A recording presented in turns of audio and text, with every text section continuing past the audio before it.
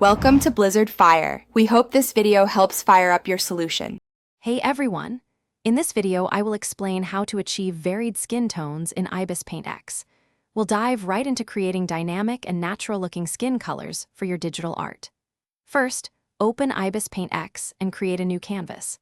A good starting size is often 1000 by 1000 pixels at 300 dpi for clear details.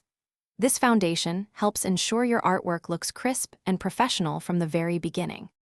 Now, let's pick our initial colors. Open the color wheel and choose a primary skin tone that suits your character. Remember, skin isn't just one color, it has many subtle variations.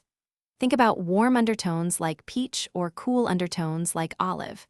You can also use the eyedropper tool to sample colors from reference images, ensuring you capture a broad spectrum of hues for a more realistic effect across your artwork. To introduce that varied look, we'll work with layers.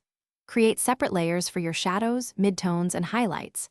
This gives you precise control over each element. Select a soft airbrush or a watercolor brush for smooth, natural transitions between colors. Experiment with different brush sizes, perhaps starting with a brush size of around 20 pixels. Adjusting the opacity of each layer, maybe between 30 and 70%, helps blend colors subtly, building up depth. Finally, let's refine our varied skin tones. Once you're happy with the blending, you can merge some of your color layers, but always keep a backup. Use a smaller brush, perhaps 5 pixels, to add tiny details like freckles, moles, or a subtle blush to cheeks.